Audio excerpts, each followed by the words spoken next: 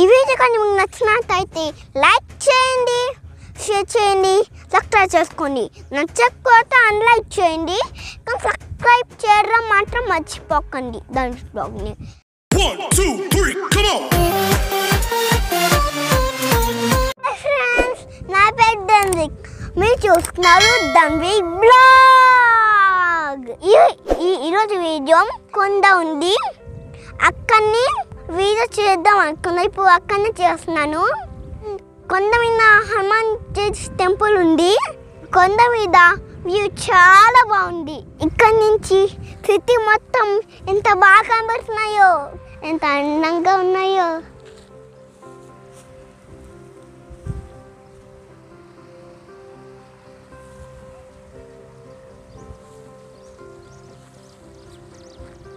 కొంత అందమైన రాళ్ళు ఇవన్నీ చూస్తూ ఉంటే పైకి ఎప్పుడు ఎక్కుదామా అని. కొంతమంది టెంపుల్ ఎలా ఉందో, ఇంకా అక్కడ ఏమేమి ఉన్నాయో నేను వెళ్ళి చూసి మీకు అందరికి చెప్తాను. ఇంకా కొండెక్కుతూ ఉంటే చిన్న వాటర్ ఫాల్స్ కూడా నాకు కమండి. సిటీ ఎంత బాగా అనిపిస్తుంది. నేను చూపించే మీకు హనుమాన్ జయంతి గుడి, దేవతల గుట్ట. ఈ గుడికి ఎలా వెళ్ళాలో తెలుసా? బాలాపూర్ నుంచి మల్లాపూర్ వెళ్తూ ఉంటే అదే అప్పుడు దారిలో ఉంటుంది. ఆ గుడి చాలా ఎత్తైన కొండ మీద ఉంటుంది. ఆ గుడి మన వెహికల్స్ అయితే కొంత దూరమే వెళ్తాయి, మళ్ళీ అక్కడి నుంచి నడుచుకుంటూ వెళ్ళాలి. ఎందుకంటే కొండ మీద మొత్తం అంతా రాళ్ళే ఉన్నాయి. రోడ్ వస్తే బాగోలేదు.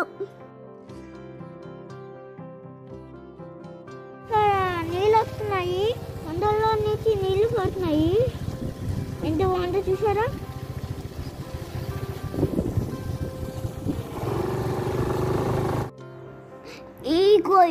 ఈ రోడ్ చూసారా ఎంత రాళ్ళు ఉన్నాయో. అందుకని మన బండి కొంచెం దూరమే వెళ్తుంది.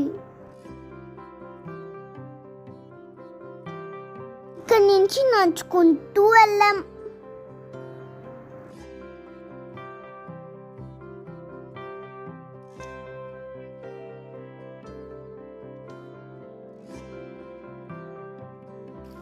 పైన హనుమాన్ దేవి టెంపుల్ ఉంది కదా. పైన ఆకాశం, కిందున్న ఇల్లు, ఇంకా చెట్లు ఎంత బాగున్నాయో, చాలా అందంగా ఉన్నాయి కదా. ఇప్పుడు మేము వెళ్తున్నాము. దానిలో లొకేషన్ అన్ని చూసుకున్నాము. ఇక రోజంతా చాలా బాగుంది, చాలా అందంగా ఉంది. ఇక రాళ్ళు కూడా ఉన్నాయి పెద్ద పెద్దవి.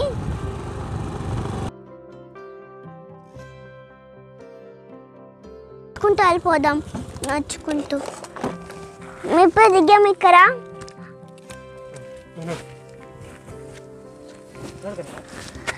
ఇక చాలా బాగుంది. ఇక సిటీ అంతా చాలా అందంగా కనిపిస్తుంది. మేము వెళ్తున్నాము ఇప్పుడే.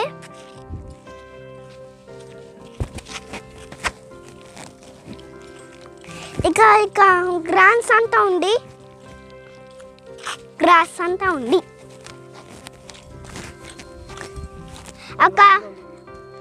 అక్క దగ్గరలోనే ఉంది, కొండలో ఉంది. ఇక బండి పార్క్ చేసుకుని ఇక్కడ నుంచి నడిచి వెళ్దాం. ఎందుకో తెలుసా? ఇక్కడ చాలా రాళ్ళు ఉన్నాయి, అందుకనే మా బండి వెళ్ళదు. ఒకవేళ వర్షం వచ్చిందనుకో ఈ రూట్ చాలా కష్టం. వర్షం లేనప్పుడు ఈ రూట్ అంతా వెళ్ళాలి. ఇదిగో మా నాన్న నన్ను పెద్ద రాయి మీద నించోబెట్టారు. ఇక్కడ నుంచి సిటీ బాగా కనబడుతుంది. ఇక్కడ గుళ్ళో పాత పెట్టినట్టున్నారు. ఇక దాకా మేమేస్తుంది, ఇంకా కొంచెం దూరమే ఉంది, వెళ్ళిపోవచ్చు. అక్కడ జెండాలు కప్పుతున్నాయి కదా, అదే గుడి. ఇంకా ఇదంతా నడవాలి.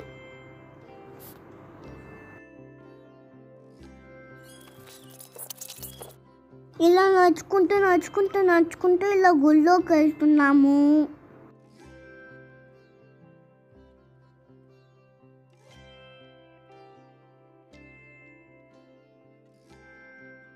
ఇక్కడ చాలా రాళ్ళు ఉన్నాయి. చాలా జాగ్రత్తగా ఎక్కాలి. వర్షం వస్తే కష్టమే. మళ్ళీ ఇక్కడ రోజే రాళ్ళే ఉన్నాయి. ఇక్కడ చాలా జాగ్రత్తగా నడవాలి. అర్థమైందా? ఇంకా మేము ఎక్కుతున్నాం. ఇంకా కొంచెం దూరమే ఉంది. ఇక బోలంతా రాళ్ళు ఉన్నాయి. ఇదే కొండంతా ఇలాగే ఉంటుంది. చేయడానికి మా నాన్న నేను చాలా కష్టపడుతున్నాము. ఎందుకంటే చాలా ఎత్తైన కొండ మీద ఉంది కదా, అదేమో వెళ్ళదు. కష్టం మనం మర్చిపోవాలంటే సబ్స్క్రైబ్ చేసుకోండి.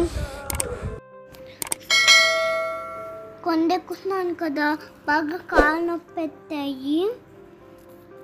ఇంకా మీకు టెంపుల్ చూపించాలని ఇంత దూరం వచ్చాను. వచ్చేసాము టెంపుల్ దగ్గరికి. ఇంకా ఇలా లోపలికి వెళ్ళాలి. లోపల ఎలా ఉందో కోరకులు చూసేద్దాం రండి.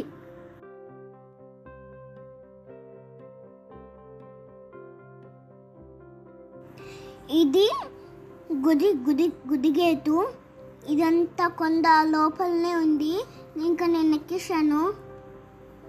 ఇలా లోపలికి వెళ్తే లోపల హనుమాన్జీ ఉన్నారు. ఇదిగో ఇక్కడ చూడండి హనుమాన్జీ ఎంత బాగున్నారో. ఈ వీడియో లాస్ట్లో పూజ తాత మాట్లాడారు, అదిగో చూడండి. जय श्री राम, जय श्री राम, जय श्री राम। भक्त और भगवान की जय। यहाँ सब आए हुए भक्त लोगों को जय श्री राम, जय श्री राम। आप से ये डिस्कशन हुआ कि भैया आपके जीवन में क्या उद्देश्य हैं, तो आप बोले यूट्यूब और शांति होना। बहुत बहुत धन्यवाद है भैया आप और सब परिवार को। ये देवताल गुट्टा आदि कालम से है। यहाँ बहुत सियाने लोग बोलते हैं 60-70 साल 80 साल वाले 20 साल पहले भी मैं पूछा था, जो 60 साल के उससे समय थे 60-70 साल के, तो इसकी स्टोरी बताते थे कि यह देवताल गुट्टा है। यहाँ इसके ऊपर गंगा माता है, कभी पानी सूखता नहीं। और ऋषि लोग आते थे जब उत्तर भारत से दक्षिण भारत की ओर चतुर्मासा करने जाते थे तो यहाँ ठहरते थे। ये बहुत परम स्थान है। इसका नाम है देवताल गुट्टा। यह सभी देवी देवताओं का निवास है। यहाँ स्वतः आने पर स्वतः आदमी को शांति मिलता है। जैसे आप लोग भी अपने मन में लगा लीजिए कि मेरे मन में कैसा दिख रहा है। यहाँ एक शांति का प्रतीक है, बहुत पावन स्थान है।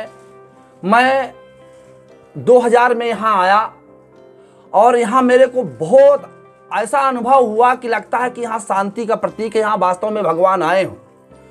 यहाँ आने के बाद मैंने मन में संकल्प लिया कि हे भगवान, अगर मेरे को समय दिए तो मैं भगवान आपका यहाँ थोड़ा पूजा जरूर करूँगा।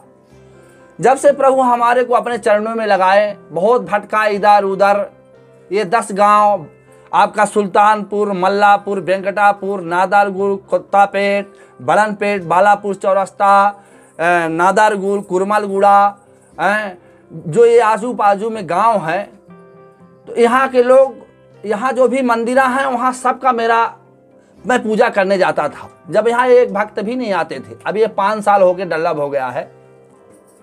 होते करते बहुत से अनुभव किए इस जीवन में, लेकिन जो प्रशांत इस समय यहाँ भगवान के दर पर है वो कहीं भी नहीं है। इसीलिए मेरे मन में ऐसा आस्था अंदर से बनी कि हे प्रभु, ये राज्य आंध्रा और तेलंगाना अलग हो गया, तो प्रभु यादगिरी गुट्टा को तिरुपति बालाजी बना दो प्रभु।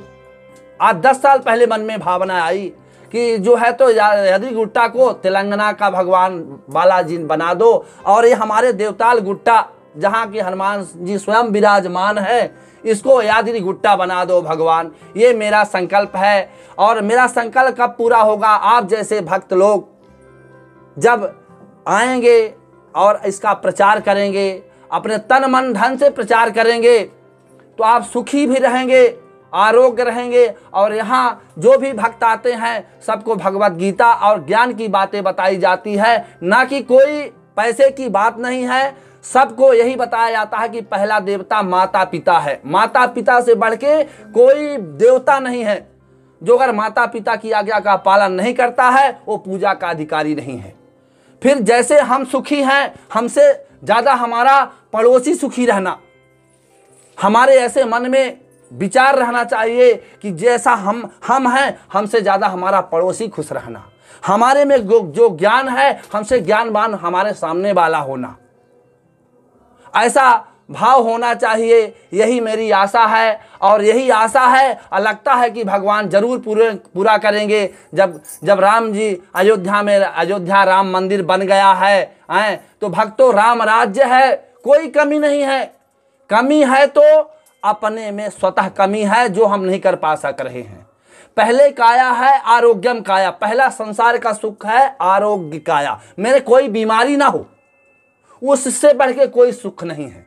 लेकिन आजकल क्या है, ये इडली डोसा ये वो दिन भर खाता जाता ठूसता जाता। अब पेट को पचाने की शक्ति नहीं है, जीभ तो खाती है, पेट पचाने की शक्ति नहीं, और नाना प्रकार की बीमारी हो रही है। नाना प्रकार के बीमारियों से लोग ग्रसित हो रहे हैं, स्वतः बीमार हो जा रहे हैं, उनके पीछे 4 घर वाले भी बीमार हो रहे हैं। इसलिए पहला उद्देश्य हमारा जीवन में है आरोग्यम काया। सब सुखी हो, सब सुखी जब ही होंगे जब सब आरोग्य होंगे, सब माताएं बहनें हमारी सब सेवा में तत्पर रहेंगी, सब आरोग्य रहेंगी, तो हमारा भारत माता की महानता और बढ़ जाएगी। इसी के साथ बोलने को तो भक्तराज बहुत है, पर ये टीवी के माध्यम से ऐसा लग रहा है कि जो है तो अच्छा भी लग रहा है और बुरा भी लग रहा है। एक तरफ से ऐसा हो रहा है कि मैं इस संदर्भ में कि मैं प्रचार कर रहा हूं, मैं पैसों के लिए कोई लोग आना ये सब ऐसा, और कहीं कहीं ऐसा लग रहा है कि इस माध्यम से हमारे बड़े भाई लोग, बहन लोग, माता लोग, सब लोग को हमारा थोड़ा सा भी उपदेश मिलेगा तो मैं सुनाने के लिए तत्पर रहता हूं। यहाँ संडे को भक्त लोग आते हैं, सबको उपदेश दिया जाता है, सबको अच्छी रास्ता बताई जाती है कि विद्यार्थी की क्या लक्षण है, हमको माता पिता से कैसा मिलना है, हमको आदर्श नौकरी चाकरी कैसा करना है, कैसे अपने जीवन को रखना है। ये सब उद्देश्य स्वयंभू हनुमान जी महाराज देवताल गुट्टा में विराजमान है। इनकी कृपा से हमको ये ज्ञान मिल रहा है कि सर्वे जना सुखिनो भवन्तु सर्वे संत निरामया, सब सुखी हों हे परमात्मा, सब माता पिता गुरु गौ ब्राह्मण जन जन के सेवक हों, और जो आनंद सेवा करने में है, किसी का परोपकार करने में है, वो न खाने में है, न घूमने में है, न पहनने में है, किसी चीज में नहीं है। जो सच्चाई रास्ता चलने में मजा है दोस्तों, वो किसी चीज में मजा नहीं है। बोल हनुमान जी महाराज की, भक्त और भगवान की। इस माध्यम टीवी यूट्यूब के माध्यम से जो भी भक्त देख रहे हो वो सब सुखी हो, सब भगवान उनको अच्छा रखे, यही मेरी आशा है। बोल भारत माता की, भारत माता की, भक्त और भगवान की, भक्त और भगवान की।